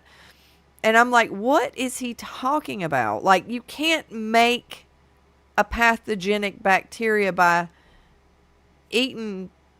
I don't even understand what he was trying to say. The Sean O'Mara guy, I don't even understand what he was saying when he was talking about that. He was talking about putting food in your mouth and not having good bacteria, so you create pathogenic bacteria, which makes no sense whatsoever. But And the whole thing about wiping out bacteria that you're never going to see again, extinct bacteria, I didn't understand what he was even saying at that point. So, and I'm a microbiologist, so it should have been pretty clear to me. But I'm like, what are you talking about? So he was just, But I think that when you're looking at this is the species that you need, and this one is not, and outside of the fact that, like, I gave the example of like Clostridium difficile, which is a gram-positive rod that's a pathogenic bacteria. Okay, if you got that in your gut, it will cause you harm. It's going to hurt you, and you can identify several other bacteria that are very pathogenic. Like, we've identified them. We can plate them. We can identify them. We can do sensitivity testing on them or resistance testing on them. That you can say something about. But this idea that all of this, because you're talking about so many different organisms, it's crazy. But if you're talking about like the regular flora, and you're like, this species is good and this one is bad and this one does it, there's no way for you to know that. There's hardly any way for you to like isolate all of that. It's like the ocean or something. And so I don't understand what he was, the way he was talking about that. I was not clear at all. And the whole thing about creating pathogenic bacteria and mixing the bacteria with the food you're eating, there was some just, I don't know, foggy things that were said in there that I don't even know what the point he was trying to make. The O'Mara guy, I don't know what point he was trying to make on a lot of that. But I do know if you wipe it out, if you don't have ample, if you plate your poo, because I spent a lot of time, like, this is disgusting, but I spent a lot of time, digging through poo, honestly, because working in a microbiology hospital lab, you're going to get a lot of poop in stuff. And I actually was the specialist for ovum parasites. Now that's really weird. So we would get samples from the it's like the CLIA or whatever. I can't remember the organization. It's like Clinical Laboratory Association thing or whatever, where they'd send you samples, like sample preps, and it would have potentially ovum parasite in it, and it was like a stool sample or whatever, and you would have to try to identify it. And looking at poop is like looking at outer space. I don't know if you've ever seen poop under a microscope, but it looks like it looks like outer space. In fact, let me see if I can figure this one out. Just chatting scene.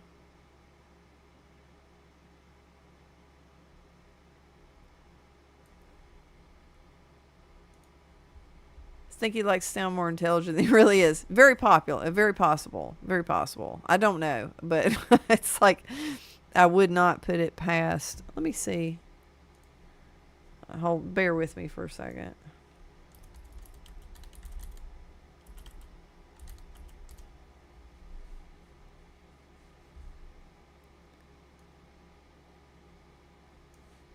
I don't think I can find.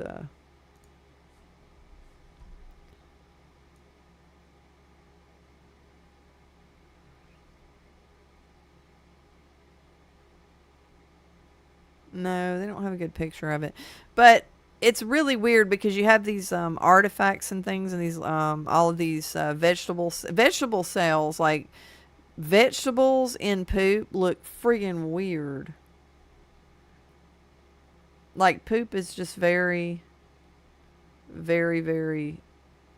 It looks like an alien planet or something. Like when you look at it under a microscope, or it always did to me. They don't really have good pictures, which I'm surprised at, but so there's so many different bacteria strains and things like that that are involved in the microbiome, and it's just a mystery. I can't believe they don't have any good pictures.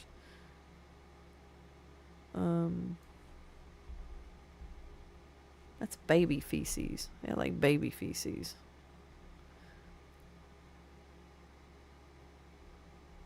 Anyway, I can't find a good picture.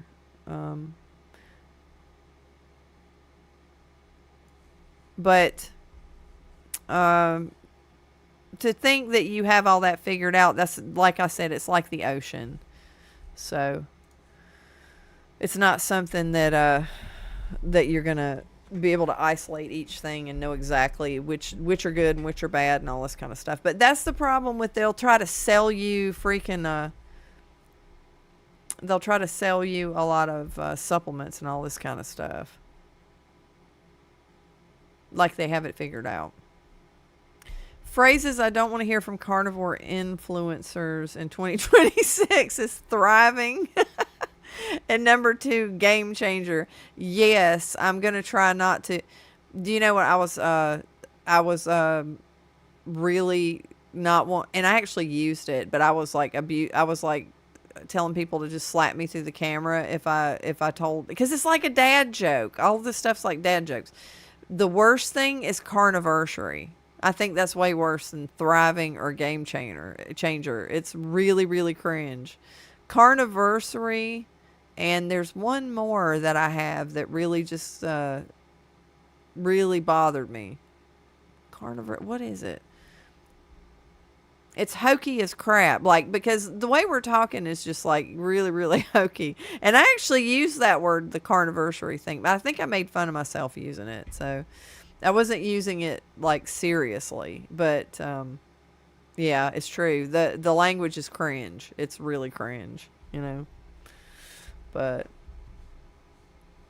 that's funny. It's like you read my mind. And I probably talk like that because, you know, it's like you're listening to people and you're in the community and you end up like parroting, or, you know, you end up talking the same some. Like everybody was using that carniversary, you know, for a while. It's like, God, that's so freaking gay. Oh my God. But trying to see. Yeah, carniversary's bad. That's really bad. There was another one though, and I can't remember what it was. It was another term, but it was even worse than that. I Oh, I know. No, it was not. But it was. I was doing it to be goofy. It was Carnivision. That's what I said. It's like I have this sixth sense. And it's like after going carnivore, it's like I have this special ability. It's called Carnivision or something like that. But I was intentionally being a goofball, so I wasn't using it seriously. But I know. It's in the. It's like corporate speak. It's just so, I don't know, unpalatable. I hate corporate speak. Like when I where I work, I have to do the corporate America thing, and that is just the worst. Like having to talk that way, having to, because nobody talks like that. Nobody speaks in corporate speak in real life. It's all kind of like you're putting, you're trying to, it's like everybody's you're putting on airs, I guess, or I don't know, just sounded like a phony. And that's what it, I don't know, just all of this lingo and stuff. I don't know. Yep, everyone is thriving. Stop it. Um, I don't think I use the word thriving often. I think I have, because it is it's a word in the English language or whatever. But as a writer, like I've got to find new terms. I've got to literally find new terms for that because all of those are pretty cringe.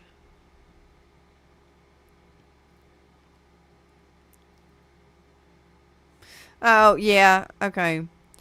Yeah, I don't like how they cherry pick the best success stories, raises expectations, and follows disappointments for most people. Well, one thing I can say is that about Dave Mack's channel is that he does not screen really people. He puts everybody that talks about stuff like, and he hasn't really had any. I mean, I don't know that if he had somebody that says, I hate it and I think it sucks, and I want to talk about how much it sucks.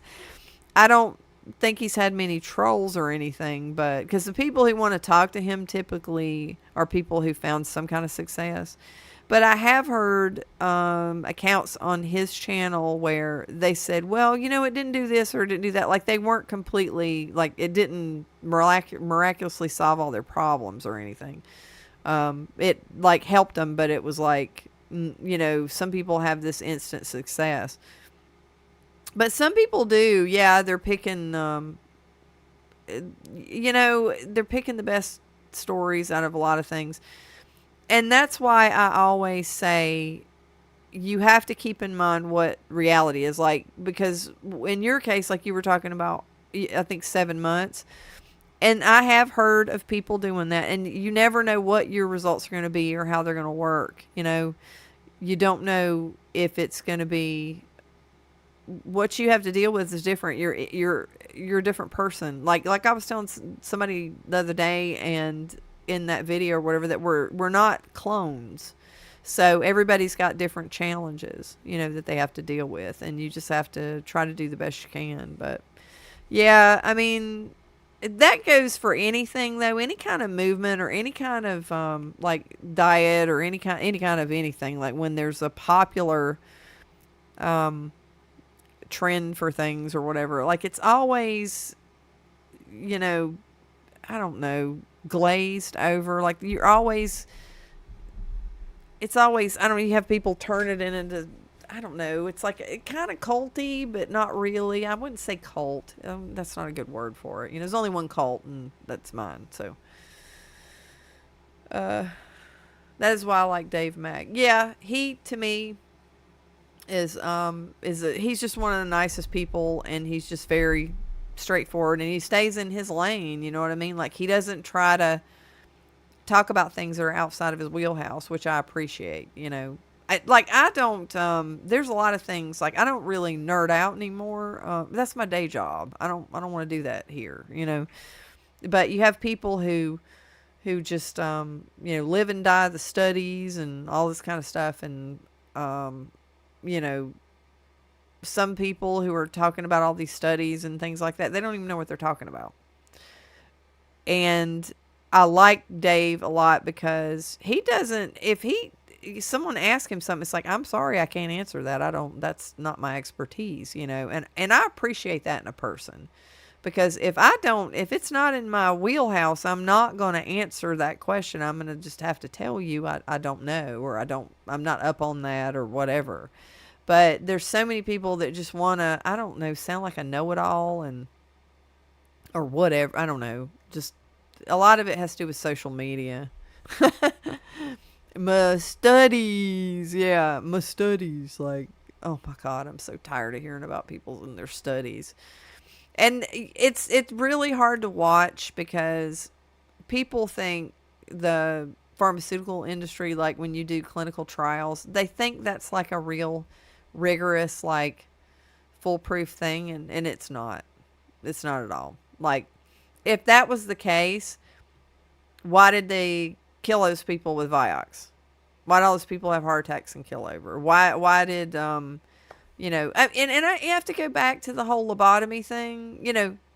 The same military or medical industrial complex, they were doing lobotomies like not that long ago. That's not a long time. Like, they were doing ice pick lobotomies where they take an ice pick and like shove it through your eyeball, and they were doing that as a medical treatment. So, you know what I mean? It's like, and you've got these, so the same medical industrial complex are doing more studies, and we believe that they've got it all figured out, and it's humans, and you can't study humans, and because you can't control the variables, and really, Rick, success stories can be a disappointment and encouragement all at once. I understand the feeling, listening to the success and wondering, what about me? Patience is key. That's true. That's what I was saying about the 7 months thing, is that even though a lot of people find results quickly, there's a lot of people that it takes a lot longer. But and then, sometimes, like, you don't give something enough time. Like, that's the thing about carnivore, is that you have to give it a considerable amount of time. And usually, though, you see some improvement. So I would hope, like you were saying, you did see that your triglycerides went down. But, hopefully you've had some benefits or whatever. But you have to experiment and see what works. Like, you know. But yeah, patience is, people want things to work really quickly, and I'm the same way. Like, I don't think as people we have as much patience as we used to, because of basically our phones, to be honest, and everything, the computers. It's really a trip when you think about it. If you were raised like me, I'm 58, and I was raised when we didn't have, we had phones that hung on the wall and had a 70-foot cord. I mean, that was the kind of phones that we had. And, you had to pick up when people called if you wanted to talk to them. I mean, there was no, later we had answering machines and stuff, but we read books, and, it's changed so much. Like, now everything is instant gratification. And the amount of knowledge and just overload of information, there's something to be said about that when it comes to how to know what to do, what to believe, and how to go about figuring things out. But, it's good that knowledge is much more increased and that we have access to it, and we're not digging through a library for like 10 hours. But it was, I was thinking about the other day, because I don't know. It's just like I have no patience anymore. Honestly, like, I do not have any patience, and I know it has to do with the fact that I'm always just overstimulated. Constantly looking at YouTube, constantly looking at the phone, constantly looking at information, and it's always, there's never any kind of dull moments. And I remember, like, having to figure out things to do as a kid, like, because we were bored, so we had to roam around in the woods, and dig around in the mud and stuff. But patience has been the hardest thing I've had to learn. I've had some good things happen early, but other things have taken quite a bit longer than expected based on other stories. Yeah, And we're not as like I was saying, as a society, we're just not patient to begin with. But especially when you're hurting or you have medical issues and you can't find relief for it, that's extra suck. So I'm sorry to hear that. But as long as you make progress though, and you have good things, you have things that are improving and you keep going forward, just you got to keep going forward, and you have to keep trying different things, if you need to make sure that, you're doing what your body needs. But I think this needs to be the year of listening to your body, not the authority bias, because so many people actually will, I don't know, go back to my studies. So many people will actually listen to some kind of study report, and some influencer will say something about, well, in the study, blah, blah, blah, blah, blah, like they saw this thing or whatever. And then people will actually start doing whatever thing if they're watching an influencer, they suggest you do so-and-so because of my studies or whatever. And they'll start doing whatever the thing is, even though like they have no reason to. And that goes back to authority bias. Like we're just doing a thing because we're just following whatever so-and-so said.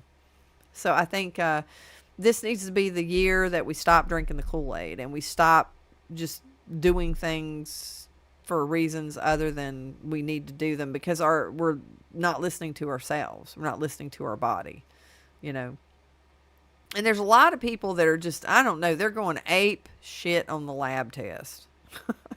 And I'm just like, I think it's like, there's a chick, Jenny Mitch, man, that lady keeps LabCorp in business. I'm telling you, like she's like doing so many lab tests.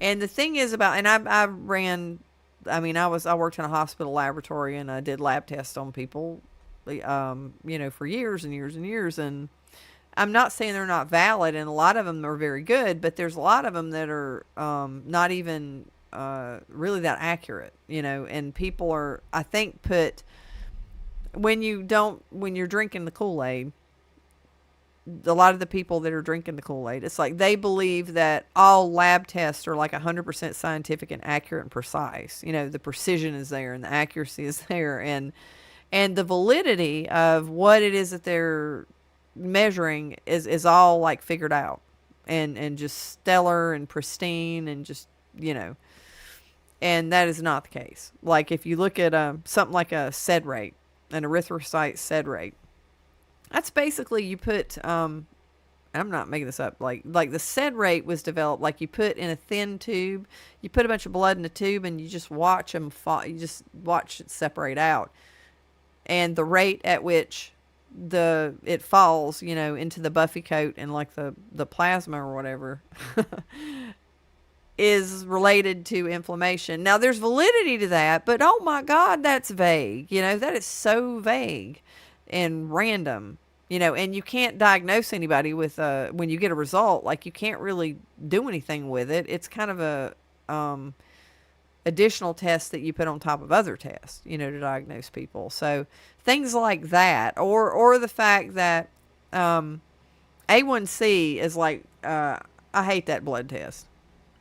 A1Cs are,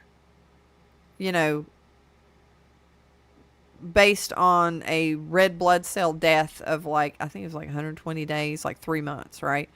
And the range is actually 70 to something like 70 days. Like, I don't know. It's much bigger. It's like a wider range. So it's like, and you don't know when people's red blood cells are dying. So it's not, the accuracy's not really there. And it's not even that great of a test for carnivores in particular, like fructosamine, which is based on the actual protein, the glycation of proteins, primarily albumin or whatever. It's like, that's a much more accurate test and it's over a shorter period of time. But the thing is like, there's so much, there's people, the testings, getting things tested is fine. And getting the tests that fit, a carnivore paradigm is important too, if you're carnivore. Because a lot of tests, if you're going to have a different value potentially, if depending on what you're eating. Like if your diet is not like the rest of the population's diet, you could have aberrant results, but it's because of what you're eating, you know. And I think it's just really interesting. Some of the people who live and die by the blood test, but they don't care, they're not paying attention to their body and what their body's telling them in some cases. And I'm not saying like some of these influencers who get lots of blood tests, like some of them are listening to what their body's telling them. You know, it's like that's one of the most important things is what are you feeling? How do you feel? And how's your energy? How's your digestion? And, you know, all of these things.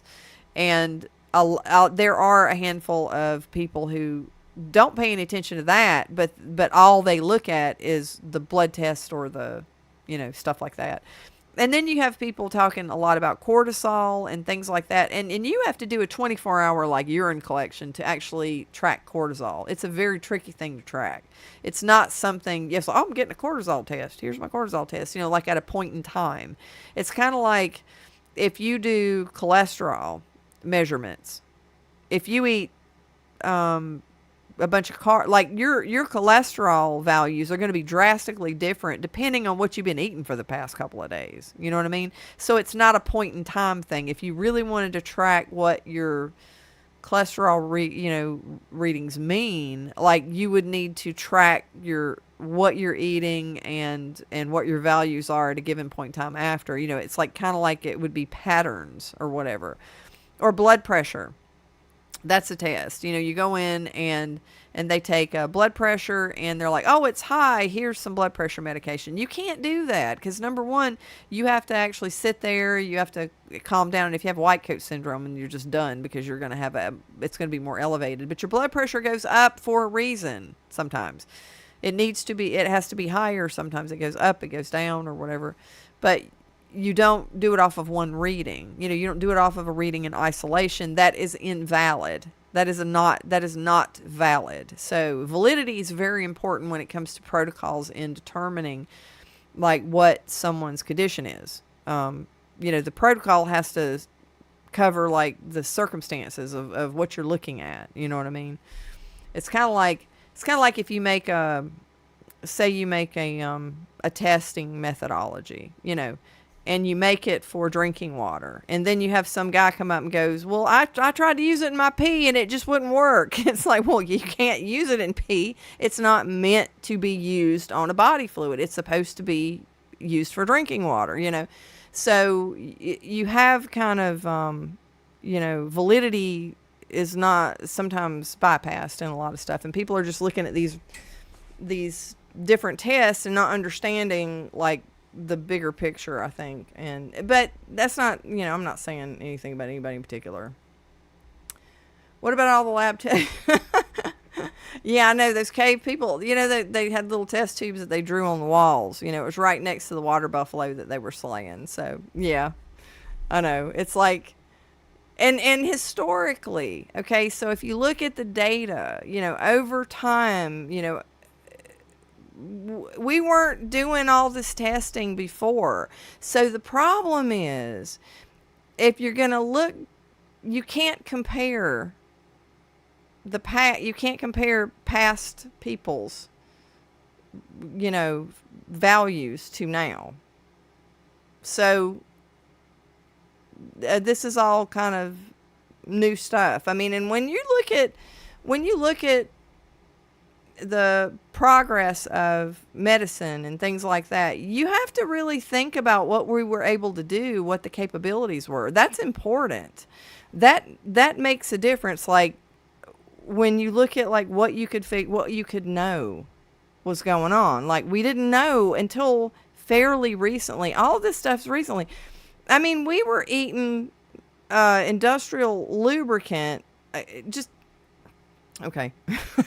Like if you look at progress, when Procter and Gamble started frying donuts in industrial lubricant and feeding it to the public, you know, we weren't running around getting all these lab tests done. God only knows what, before they were doing all of that, what all these blood tests that they have now, what would they have looked like before they started eating the industrial lubricant and they were eating like real food, and then after they started making everybody eat the vegetable oils and seed oils and all the crap and all the kind of stuff.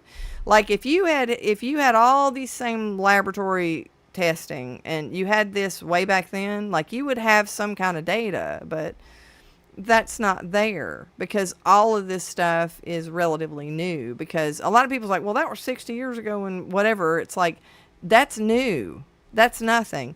You know, if you look at, we've lived for thousands of years. Okay. Yeah, well, longer than that, but I'm just saying, like, if you look at just from thousands and thousands of years back, you've got like horse and buggy and people making fire and stuff. And then all of a sudden an explosion of like technology, of recent years, you know, but years and years and years and years went by where there's just, you know, no progress or stagnation. So it's a very, to now look at people who look at these new methodologies and testing and all this kind of stuff, and they're like, well, this means this and that and the other thing. And it's like, yeah, but you don't have those same values from before because that didn't exist. You can't compare those things. You know what I mean? You can't compare these generations with these people, you know, but I don't, it's just a fascinating when I'm looking at it, it's just like really, really, fascinating. Test, don't guess. Every 5 minutes. Oh, and convince your doctor to order tests he never heard of. Yeah, definitely. I mean, you know, I'm all for. You know, I went to college for that. That was my first degree, and there's very valid, you know, blood tests and all kind of things, you know, you can get that give you good information or whatever. But it's just not everything is. I think that people think because it's in a laboratory, like they look to the medical industrial complex and they're just like, but they have big fancy hospitals and laboratory and equipment, and those pieces of equipment are like hundreds of thousands of dollars and and all this kind of stuff. It's like, it's, you know, you have to, there's still not, it's not like a perfect utopia of, validity. Let's put it that way. Like everything's not what it's perceived to be, you know. I don't even know how to describe it, but like I was saying about some of these tests being very vague and they don't really tell you anything. I mean, oh my God, like when they diagnosed me with fibromyalgia, do you know what they did? They actually came in and they poked me like my brother did at the dinner table when we were like 8 and, you know, 12 years old or whatever we were. They poke you and ask you, does it hurt? Not kidding. Like that's how they diagnose fibromyalgia for the most part. So, you know, when you're looking at this, it's not this technological, like super computer type of utopian environment. You know, it's some dude poking you in the back asking you, does it hurt? So, you know, I don't know. It's like, and then I don't know. And plus they suck. I mean, if you look at everything that's happening, like every time I went to the doctor, everything just sucked. What time is it? Oh, we've got 2 minutes, at least over here. It's different times. I was going to go till 12 and I've just been running my mouth and running my mouth. I am sorry if I am like babbling and driving you guys crazy. Intuitive testing. There you go. But we only have 2 minutes and it's 2026. I'm looking at the time.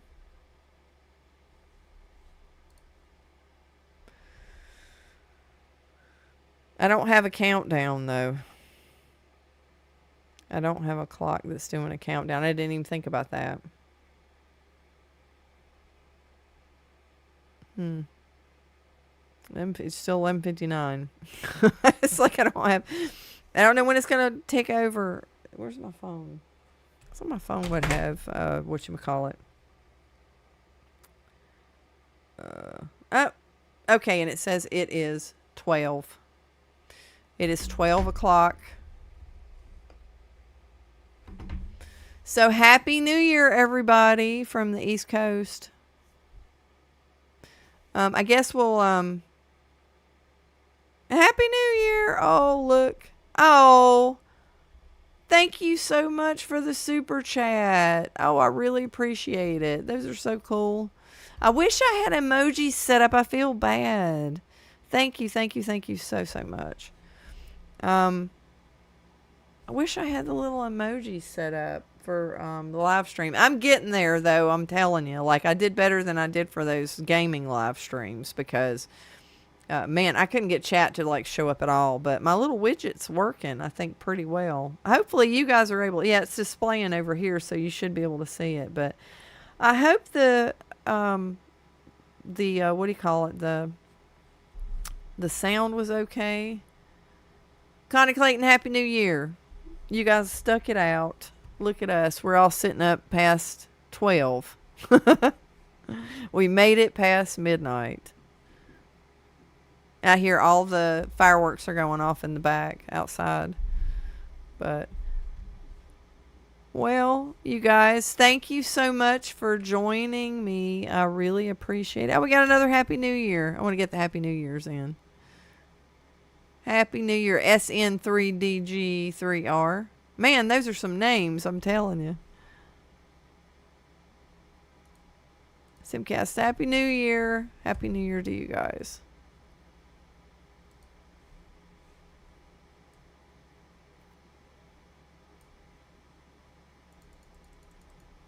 Put a little emoji in there. I should have gotten a little countdown thing. Man, I wish I would have thought of that. Happy New Year, McDaniel-Linda. Sound was great. Oh, that's good. Thank you so much. I appreciate it. So these should be easier to do now. But I'm going to have to do, I'll probably do another. I got to finish that Subnautica thing out. Oh, it's 11 o'clock your time. Well, we can all celebrate together and pretend.